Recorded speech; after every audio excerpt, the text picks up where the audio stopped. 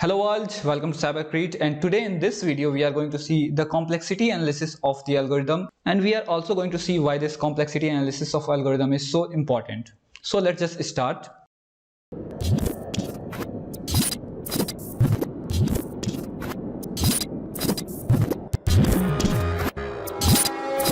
So let us just say that in an interview you are given a problem P, and then the interviewer asks you to write the solution.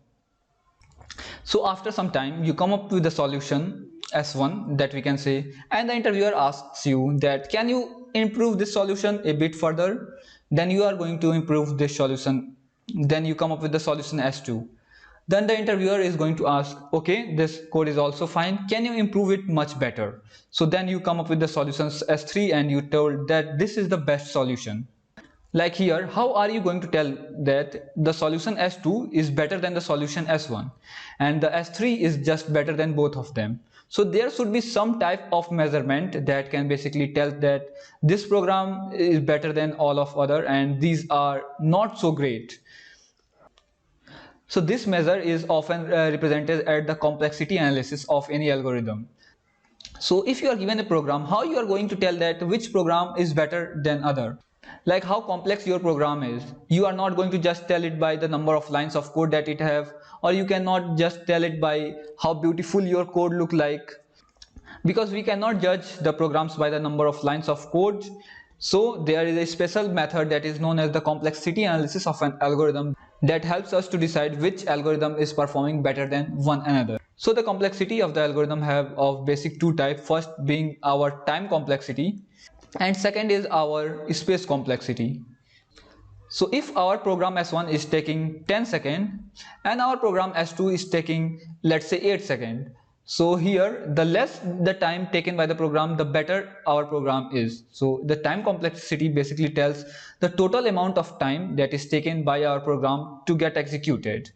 So like here S1 took 10 seconds to execute, S2 take 8 seconds to execute, and S3 just get executed in 5 seconds. So here we can see that the S3 is performing much better than all of these. It is just taking 5 seconds to perform the task, and the S2 is taking 8 seconds whereas S1 is taking 10 seconds. So like this we can tell that this S3 is a better solution because it takes the less amount of time. And then comes our space complexity. So in space complexity we are basically trying to tell that which program is going to take the less amount of RAM or less amount of memory in your system while the program is in the execution phase. Like everyone loves to play games, right? So some of the games requirement are like 8 GB and some requires even 16 GB.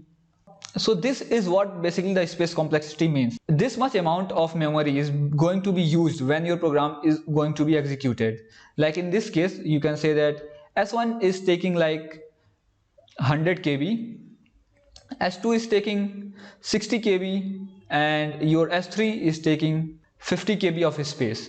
So here we can also see that the S3 is taking the less amount of memory in your system and S2 is taking considerably high, and S1 is just taking too high. It is taking 100 KB in your memory. So with the help of these we can just say that the S3 is better than all of the above solutions. Well, there are more and more depth of this time and space complexity which we are going to discuss in the future videos. But for now, let us just see why it is so important to have this time and space complexity. And one more thing that I would like you to remember is that it is not possible for some programs to have both time complexity and space complexity better. Like some program like solution S4, you come with a solution S4 that is just taking 1 second and it is taking 50 KB of space on your system. So here it just depends upon the condition that you are working in, that this complexity is going to make sense. Like if you are working on something like Google, so here when you are performing a search result on Google, so you are going to see that the result just appears in just 1 second. And you know that Google is a very large company, so it have tons and tons of memory available to it. So here they can make use of this space complexity to just decrease the time complexity. So sometime we are going to just use more space to just decrease the time. And now let us just say some common people like us, we are working on any project and we know that we don't have enough money to just accommodate large amount of RAM or memory. So here we can increase our time complexity just to save our space. So like this, we just perform some trade-off between our time complexity and the space complexity in the interview. We measure time and space complexity on large number of inputs. Like if you are given an array of size, you can say that n, 1, 2, 3, and it goes on till the n.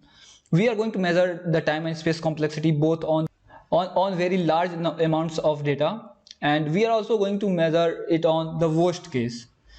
So if you are thinking of the worst case, just think of it as if you are trying to find a number in this given array. Like if you are trying to find, let's say, 29 in this given array, and you are just going to search throughout the array, and this array can be of any size. Let us just say it is of 10 million records. So if you are going to search throughout the 10 millions of this record and you are not going to find this 29, this is our worst case, where we did not find any output from our program. So that is our worst case. So we measure the time and space complexity both in the case of the very large, first is our large input and second is our worst case.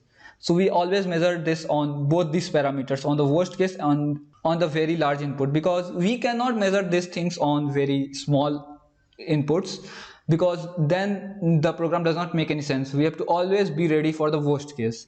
Well, there is some best case complexity analysis too, best case, average case, and worst case. And if you are in an interview and the interviewer is asking you the question, tell me what is the time complexity of your algorithm, then you are going to sit down there and you are going to analyze its space and time complexity there. And if your interviewer is going to ask you the time complexity and the space complexity of your algorithm, he generally means that he is asking about the worst case complexity, because if you can handle the worst case, good case can always come. So you have to always measure this complexity in the terms of the worst case and on the very large input. We are going to see this both time complexity and the space complexity in the future video, so that you can get the better and better understanding of how these things works in general. This video was just to make you clear that why this time complexity analysis is important and what are the two types of this complexity analysis. So in a nutshell, the complexity analysis is nothing but telling which program is better than another and how it is better than another. You cannot just simply say that this program is better than another because it is looking so beautiful, it is looking so great. You don't have to tell that. You have to tell that what is the time complexity and what is the space complexity of that given program. And then and only then you can prove that this program is better than other. So that is all for this video, and I hope that you gain some information from it. And if you have any doubt regarding any of these topics, you please comment on our YouTube video, or you can also just ask in our Telegram group, or you can also join our Discord server and you can ask me there. So thanks for watching, and I will meet you in the next video where we are going to discuss about the time complexity and the space complexity.